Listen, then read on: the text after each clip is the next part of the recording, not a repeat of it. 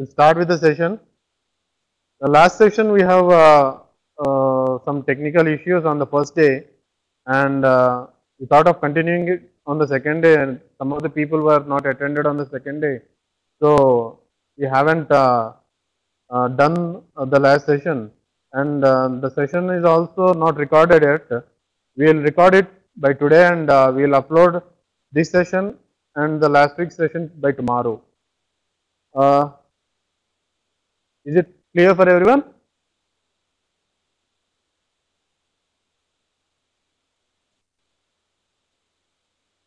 Okay. Today we will learn about hash tables, dictionaries. Like in dictionaries, we will mostly concentrate on hash tables and trees. So, in the last section, we have given that we have seen some of the searching techniques, where like linear search, we have seen that it takes big O and complexity, and we then studied about the binary search, where we can search it in log n base 2 time. So, we have succeeded in pairing our log n complexity time to log n big O n to log n.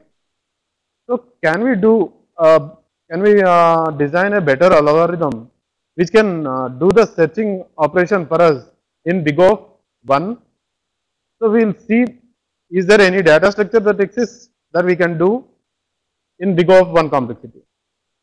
So, dictionaries are one of the data structures which can give us search results in big O 1 time.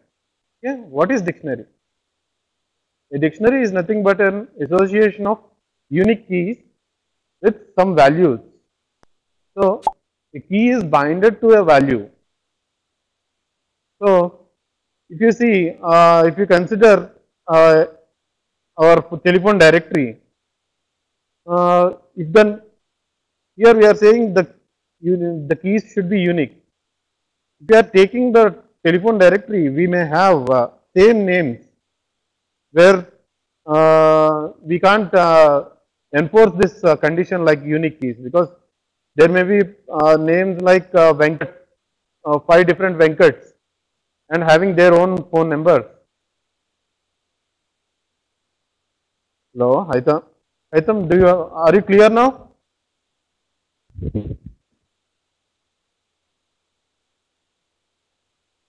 Hello? Okay. So, we can't enforce like unique keys on our dictionaries, because if you are considering a telephone directory where we may have few n number of Venkats. So, this unique key constraint is not possible in some real world scenarios. So, we can relax it to some extent. We will see to what extent we can relax this condition like this unique thing. So, we are considering that values are not required to be unique in our definition. So, some of the applications like in general real world scenarios, we see is language dictionaries like Webster and WordNet, and we have some real world applications like symbol table, where we use hash tables in the designing of compilers. So, to have the to tell that the scope of the variable and all those things. We will look at the symbol table by the end of this session. Right now, we will continue on different dictionaries that are existing. So, we can implement the dictionaries in following different ways, like we can use sequential arrays. In that also we can enforce some conditions like ordered and unordered. In the searching part, in the searching session, the last week session, we have seen that ordered arrays are used mostly for frequent searches and rare for insertion and removal operations. Similarly, if you are considering an unordered arrays, we use it for frequent insertion and removal, but rarely used for search operation. because there are complexities, based on their complexities, we came with this thing, and you can get a clear idea of what is this complexities of searching, insertion, and searching, insertion, and deletion. You can refer to this last week's session. Then we will study about the hash tables, then binary search trees, then this is left to you to study for the implementation of dictionaries like skip list. So coming to the implementation based on arrays, here we use a associative array. In this case, if you are not considering about the order of the list that is present in the array, then we can guarantee that the search operation, insertion, and deletion can be done in big of 1.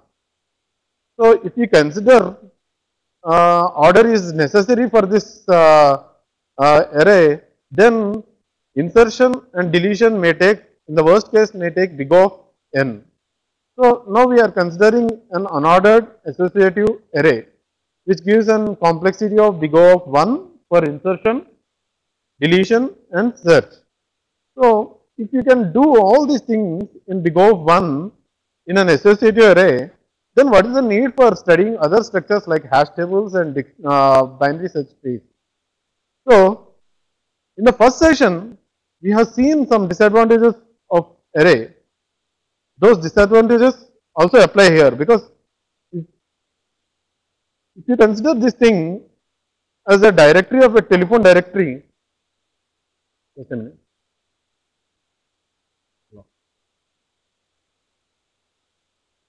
If you consider this as a directory, telephone directory for you consider this associative array for implementing a telephone directory. If you consider, you need to, because array is a fixed size one, you need to think of maximum possible entries that can be accommodated in this before even implementing this structure. So if you consider, the directory consists of names of the people. So for example, if you consider people names starting with A have a permutations of 30, and starting with B and so on, Z will have a less number of names. So if it has 2 names, let us consider if the total happens to be 250, then we need to take the array size of 250, this associative array size of 250. But we can't guarantee that all the people will have to take all the people that we have guessed the name to take the phones. So there may be a wastage of memory by allocating different by taking more number of slots. So here we need to think of something like we need to have a fixed size of array, and we need to map all the keys that are possible that are possible. So here we think of a different structure that is nothing but hash table. Let us look at the hash table. Here if you can see, we have a set of universe of keys, where this is the maximum possible number of keys that that exist in the real world. But if our application needs the set of keys that actually needed, here the set of keys that we needed is highlighted in light gray. So you can see that we have a few number of keys from the actual universal set of keys that needs to be mapped to our table. So based on these keys, we need to create a table. We need to create a table.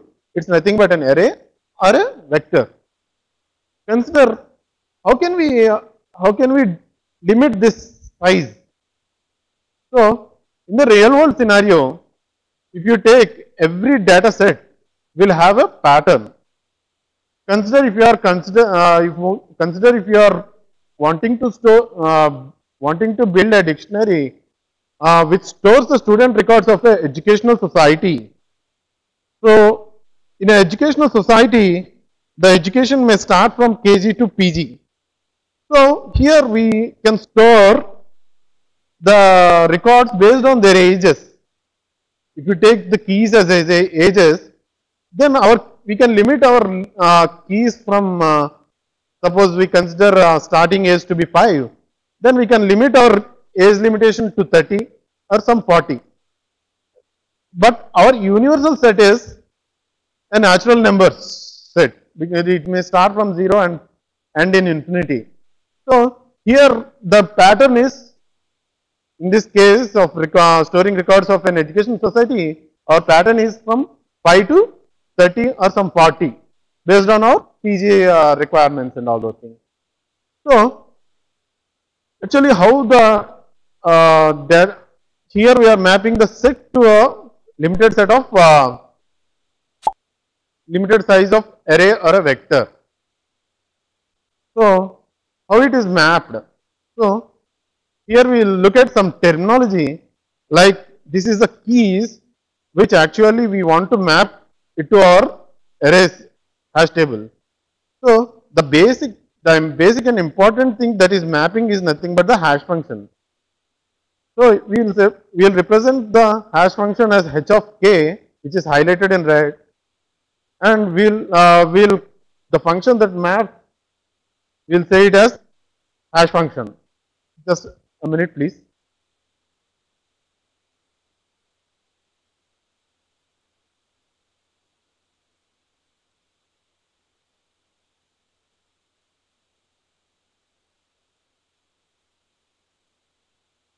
Hello, high-tech college. Can you hear me? Kindly, can you start your video so that we can talk to you?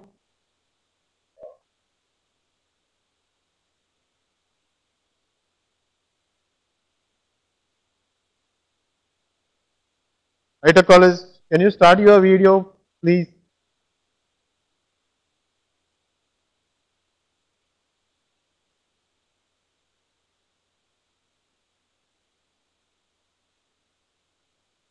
Okay, let's continue with our session. Here we can see that hash function is the main thing that plays main role in mapping the key set, whatever the key set which has a pattern will be matched to the array. So let's concentrate our studies on the hash table. So what is a perfect hash function? A perfect hash function is nothing but whatever the possible keys that we have should be mapped to n buckets. Sorry. So each bucket should be filled in the ratio of m by n. So if you have a set of m numbers which are mapped to n buckets, then each bucket at the most it should contain m by n. So if the function can divide our keys, can uniformly distribute in this ratio, then that function is said to be a perfect hash function. Let us now see some of the hash function building techniques. So to be a good hash function, we have some requirements like it should be easy to calculate and compute as fast as possible. See, if you have a good hash function which calculates the hash value, let us say for 10 minutes. So even though you have a hash function which takes at that amount of time, then it is a waste hash function because our amount of time, our advantage is mitigated by the time taken by the function. So the function should be easy and fast to calculate the hash value, and the function should evenly distribute all the keys into the table. So for all examples, let us consider we are taking our universal set as a natural number set which starts from 0 and ends in infinity. So we look at pardon. So we look at different technologies or different techniques of hashing the keys. Here we will see truncation, folding, division, and universal hashing. Okay, which one is the best is dependent on the pattern that we identified from our data set. Let us look at the truncation technique. Okay, if you have a longer keys, then we'll ignore some part of the keys and we'll consider the remaining part to map the key to the hash table. Let us consider if you have a 8-digit number and let us consider we have a 1000 entries hash table. So if you have, what I mean of 1000 entries hash table is the hash table indexing starts from 0 to 999. So our hash function should be like that. It should map to that 3-digit number. So let us look at the example of how do we do truncation. See, we have a key set. Let us consider a key like 1, 2, 3, 4, 5, 6, 7, 8. So here we are truncating. Here we are considering first digit, 4th digit, and the 8th digit, which results in hash value of 148. And we are truncating other digits like 2, 3, 5, 6, 7. So if you can see other examples like 1, 2, 3, 4, 5. Here we have 7, 7, 8, which is a possible case of our universal set, but it is also mapping to 148. Similarly, other example also mapping to 148. So there is more number of keys from the universal set that we considered has a chance of mapping to the same slot. So this is not a very good hash technique.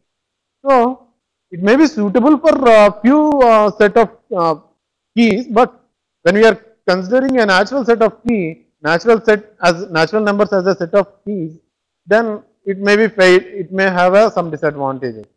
So let's go on to folding.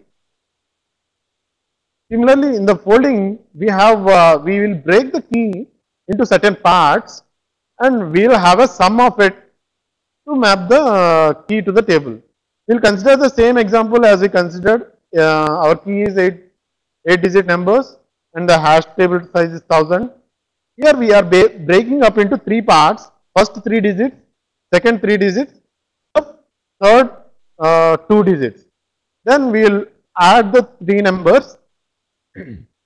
Then if the results is again crossing the limitation of our hash table, then we will use folding technique with then we will use truncating technique with our folding technique. Let us look at an example. Okay, we have taken the same set of keys that we have mapped already in the truncation technique, like 1, 2, 3, 4, 5, 6, 7, 8. Here we have taken 1, 2, 3 as a one number, 4, 5, 6 as another number, 7, 8 as another number, and we have summed it up, which results in 657 as the slot that is mapped to. So here in the early case we have taken that 123 and 457 and 778 as a third number. Here we can see it is mapped to a different hash value, that is nothing but 658. But in the third example, it is again mapping to the same slot as 657. In our last case, we are considering 8-digit numbers. Here we can take all the highest value by taking all the digits as 9. Then if we sum it up, we will get as 2097. Then if you use a folding truncation technique here, by adding first position and the fourth position, we will get a 9. So it will map to a slot number 9. So in the folding also, we can see that there is some problem of mapping the keys to same slot. So let us look at a different hash technique, which is known as division. Here, if you have a hash table size of m, then we will take modulo of the k. K is nothing but the key that we want to insert into the hash table. Then we will take the key mod of m. This is considered to be fast because it's better than the previous techniques that we have learned. And in this, the concentration should be on M. M is the thing that decides on the mapping of the keys to the hash table. So, what should be a good choice of M? Consider if you are taking the M size to be a multiplicand of 2, then all the even numbers will be mapped to position 0. Then if you take M as a multiply, then all the odd numbers will be mapped to same slot.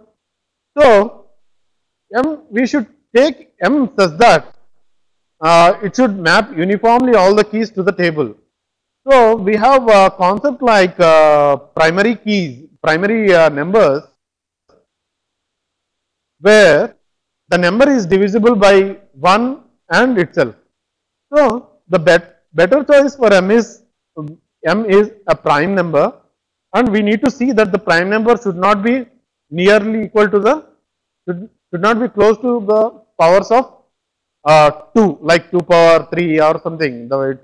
If we take 9 as a prime, 10 11 as a prime number, then it's somewhat near to 2 power 3. So, it's better to consider some prime number which is not near to the powers of 2. So, considering the previous example, now we can see that we are modding it with the size of 1000. Then we can see that there is some sort of resolving the problem that we early seen in the early scene example. Here we can see that the numbers are mapped to different slots. So, this is a better technique when considering with the other techniques that we have learned already. But even then, if you consider a natural number set which is the biggest set of universe, we can't say all the numbers will be uniformly distributed and there won't be any numbers, there won't be more than one number that are mapping to one slot. So, let us look at a different hash technique, that is nothing but universal hashing. Here the idea is, till now we are using one single hash functions to map a set of keys. In this case, we will consider a group of collection of hash functions, and we will randomly choose one hash function among the set of hash functions. We try to map the keys to the hash table. This is considered to be most useful hashing technique. Here we can see this collection. Here we can see that there is a limitation of h to say that it should be a universal hash function. Consider if we are taking each pair for each pair from a set that we considered, that is nothing but u. If we take two pairs of keys like k and l, then we will consider a hash function h from the set of hash functions such that h of k is equal to h of l is rare, that is equal to a modulus h by m. This is the number of hash functions that we can collection of number of hash functions from the collection by number of ratio to the size of our array size. Then it is considered, then this set of h is considered to be universal hash function. So next we will look at some scenario of where the hash table is used. Let us consider you are trying to maintain a hash table of information about the flight information, like where its origin, its destination, departure time, arrival time, and available number of seats, and so on. So, if your airlines has fixed number of flights, then if you say you have a fixed number of flights, 100 number of flights, so you can easily maintain by a hash table by taking a hash function as key of modulus 100 because our array size is, we are taking array size is our number of flights is limited, so we have taken it as 100. So every flight number will be mapping to an individual slot in the table. So here we won't see any problem. So let us consider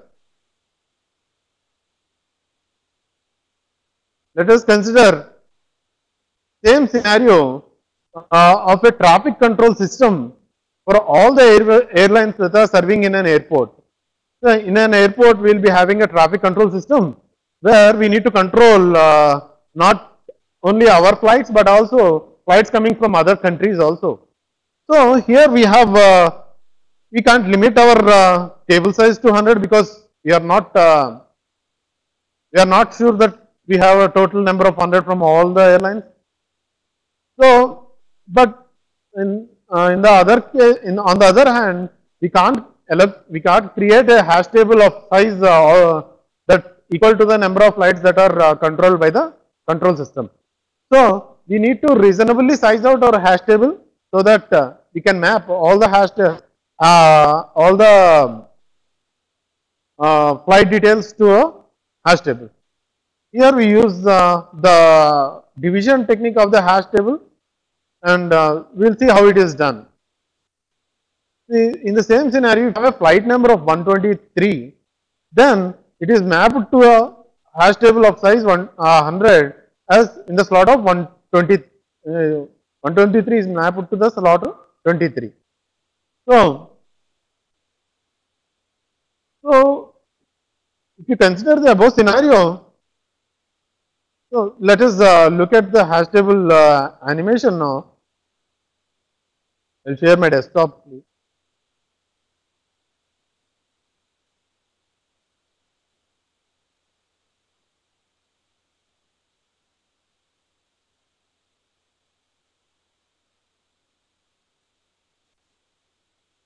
If you look at the animation of hash table,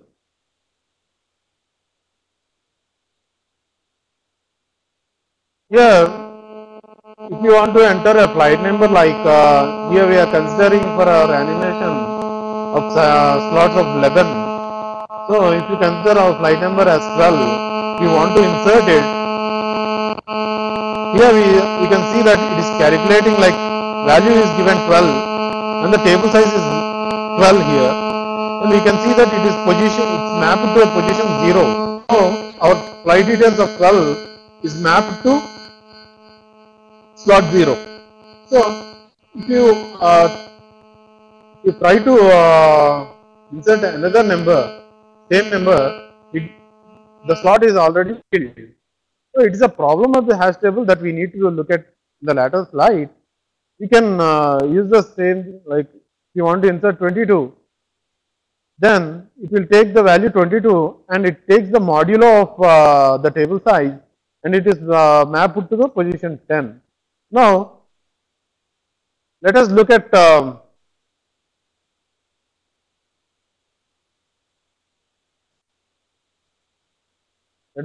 session.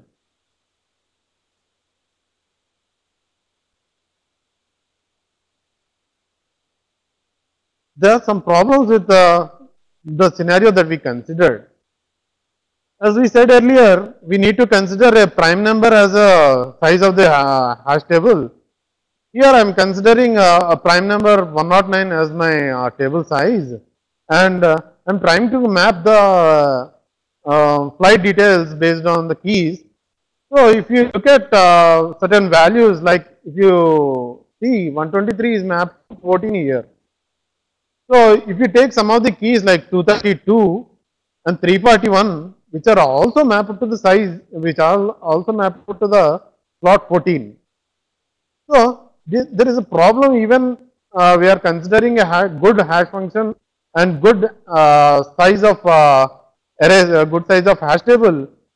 Then also we are having a problem of mapping some set of numbers to the same slot.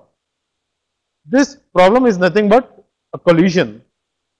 So consequently, we can see that even though we select a good hash function and good hash table size, which results in we are resulting in some collisions. So how do you resolve these collisions? Here we have two techniques to resolve the collisions. One we say it as closed addressing and another as open addressing. If it we can when we are studying different textbooks, we also see some names like closed addressing is also known as open hashing, and open addressing is also known as closed hashing. So please don't be confused. Here it is closed addressing in the sense the table, once the key is mapped to a slot, it won't go for other slots. So here we'll change the hash table structure so that we won't modify the hash table structure. Similarly, uh, in open addressing, once a key is mapped to a slot, if the slot is filled, it will check for other slots. So there is a chance of modifying the hash table. There is no chance of modifying the structure of the hash table here. We'll look at more in the next slide. Let's look at collision techniques. In the closed addressing, we have two techniques like bucketing and separate chaining. In bucketing, we need to split every slot into some buckets, into one bucket. So every slot is a bucket which can accommodate a multiple set of items. In separate chaining, we use a linked list. So here we study about separate chaining. So if you can see the example here, like we have a set of keys like John Smith, Lily Smith, Sam Doe, and Sandra Hughes, Ted Becker. So if you can see these key set, among this key set, John Smith and Sandra Doe are mapped to same slot like 152. So here first John Smith is placed in the first slot, then the people who are mapped next will be accommodated in a linked list. So we have some disadvantage in this scenario. One thing is we are using a linked list here, which needs a linear time to search the keys. So if you are for example, if you consider for a slot of 152, if you have a linked list of 5 elements. In the worst case, the element that we are searching is in the last position. Then we need to hash to this slot. Then we need to linearly go through entire linked list to find the element exists in the list or not. So here the searching is dependent on the number of elements in the linked list. So one disadvantage is this linear time taking for searching, and another thing is we need to deal with the pointers and we need to allocate and deallocate the memory on our own. So next, let us look at the there is no simulation right now. Let's continue with our session with open addressing. In open addressing, we have different techniques like linear probing, quadratic probing, and double hashing. In open addressing, if the slot is occupied, the key that maps to the slot, if the slot is occupied, then we search for the other slots in a certain way to find an empty slot. Let us look at linear probing. In linear probing, if the key that is mapped to a slot is already filled, then we'll check linearly, one slot after the other linearly, sequentially, so that we can find an empty slot. Let us look at an example here. Here we are taking the table size as 11 and we are using a hash function of the key x mod 11. First, if you try to insert 20, which hashes to a value 9, then you can see it is mapped to position 20. Then our key 30 mapped to 8. Then if you are mapping 2, it is mapped to position 2 in the table. Here you can see that 13 is also mapping to the position 2, to the slot 2. Then it linearly searches for next slot. So as the here in the early hash table it is empty. So here 13 will be inserted here. Then 25. If you use the key as 25, it maps to hash table maps, hash function maps it to position 3. You can see that position 3 is already filled with 13, so it linearly searches for next slot and fills the 25 in that slot. So 24 also mapping to position 2.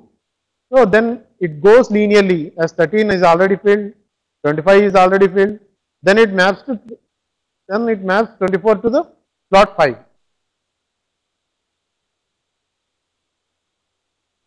Just a minute. I think college is not having the video. Okay. Then high-tech college, if you can give the team viewer login to Nadeem in the chat box, he can resolve your issue. Continue our session.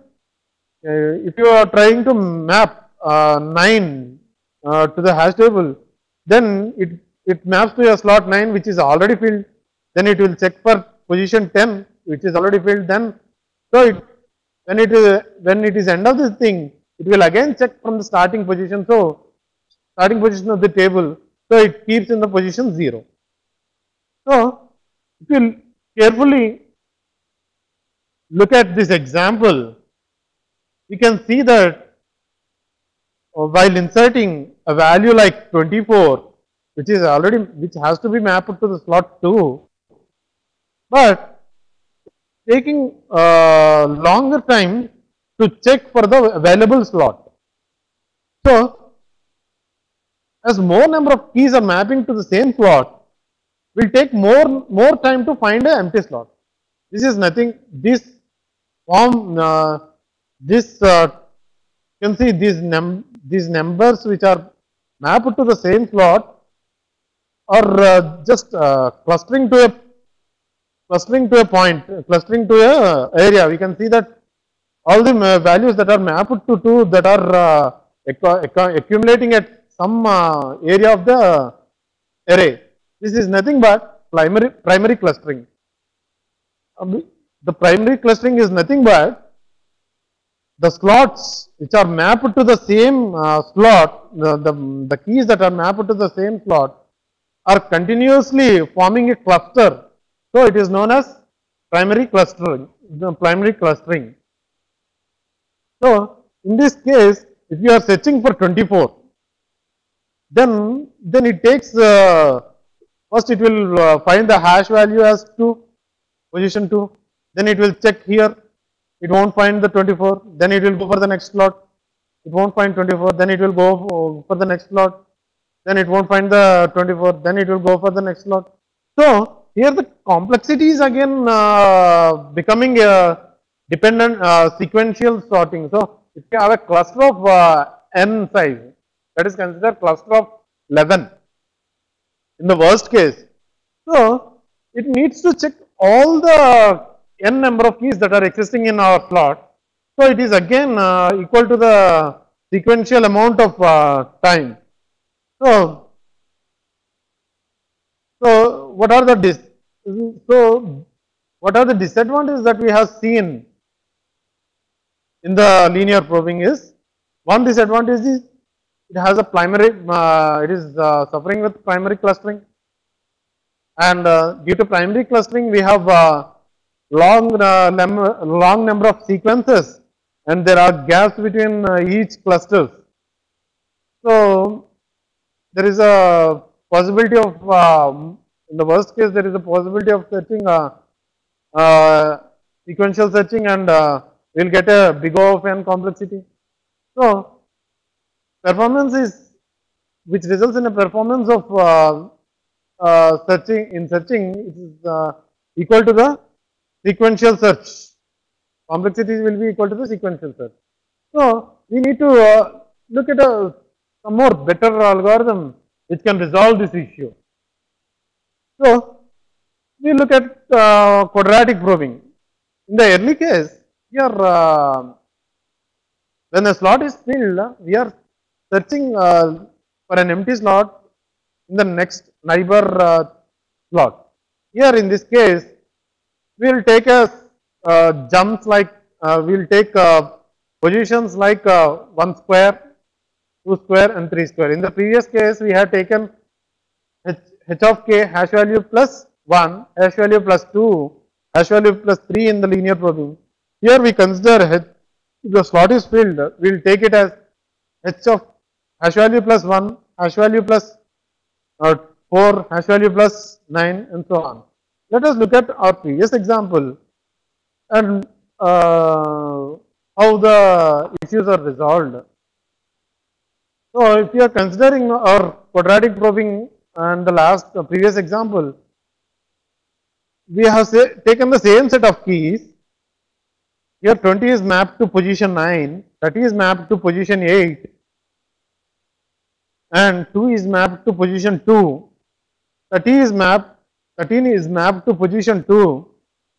Here we will take position hash value as 2 plus 1 square, which is nothing but 3. So 13 is mapped to 13, 13 is mapped to 3. Then if you take 25, 25 is mapped to 3. So 3 is already filled with 13. So what we do is 3 plus 1 square, which is mapped to 4, slot number 4. So 25 is mapped to position 4. Then we are trying to map 24, key 24 to 2, which is mapped to 2. So it will check 2 plus 1 square first, which is equal to 3, which is already filled. Then it will check for 2 plus 2 square, which is 2 plus 4, that is nothing but 6. So empty slot is found at position 6. So 24 is placed in position 6. So 10 more 10, 10 more 11 is 10, which is an empty slot. So 10 is placed in the slot 10. Then if you take 9 as the search insertion key that we want to insert, then it is mapping to position 9. As all 9 is already mapped. 9 the slot number 9 is already filled with 20.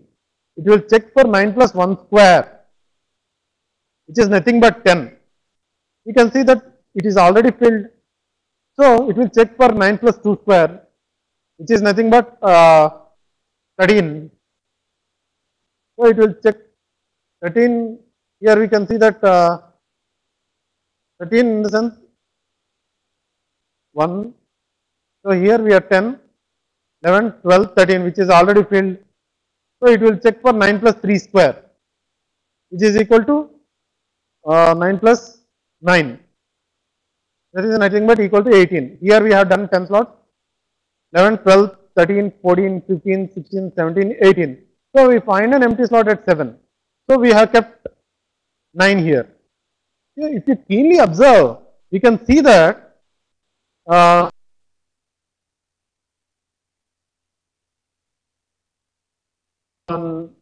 24 and 24, if you try in the when we are mapping 24, we have it has mapped to slot 2 due to primary due to probing, due to 2 times probing, it came to for quadratic probing of 9.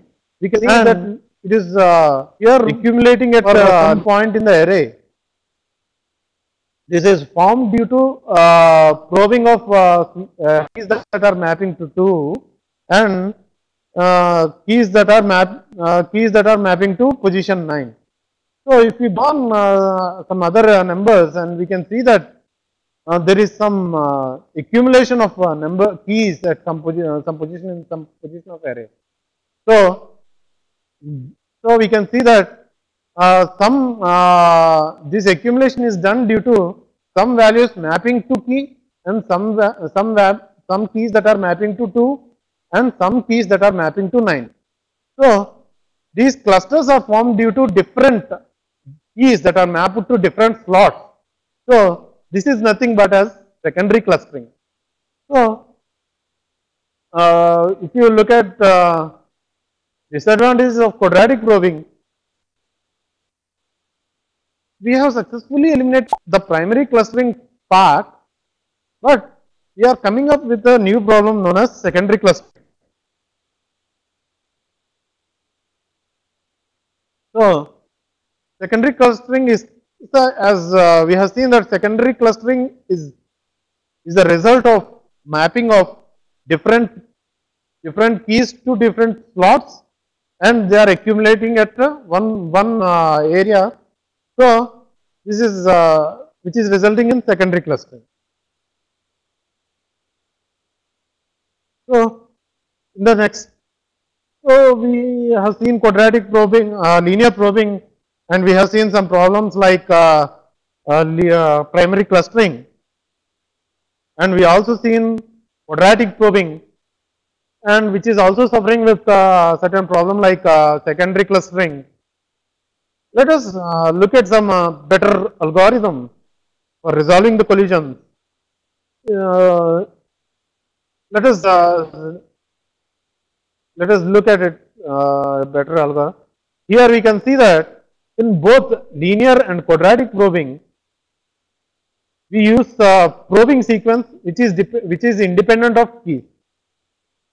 Consider in the previous case, previous example where we are trying to map values, value like 2, 24. Let us look at the example. In linear probing, you can see that keys like 2, 13, 24 are mapping to position number 2. Here the keys 2, 13 and 24, they are mapped based on this functionality, like we are using the hashed value plus position 1, the next position. Then we are using hash value plus 2, hash value plus 3 and so on until we find a empty slot. Here 1, 2 and 3, these values are not dependent on the key that we are searching. Similarly, in the case of quadratic probing, we are using a probing sequence like 1 square, 2 square, 3 square. Here also these 1 square, 2 square, 3 square and so on is not dependent on the key that we want to search or insert. So in the double hashing is the better technique, where this will use a secondary hash function which is sum to already a hashed value. This secondary hash function is basically dependent on our probings are dependent on this secondary hash function, which means our probing is indirectly dependent on the keys that we want to insert or search. So here we can be sure that we can eliminate that quadratic primary clustering and secondary clustering as well. But while choosing this second hash function, it should be a function that is dependent on the key value. So while we are considering this double hashing technique, we need to carefully choose the second hash function. So now we have some certain problem sets that needs to be worked on. Just go through the question sets that we have given here. You have 2 questions and try to do it, and we'll have a break of 15 minutes. Actually it takes some more time, but just go through the questions and try to implement it, so that if you get any questions out of these problem sets, Just I will be here and I can answer your question. Okay, let's go through the workouts and I will be back in done. Thank you. You can type your questions in the chat box. Thank you.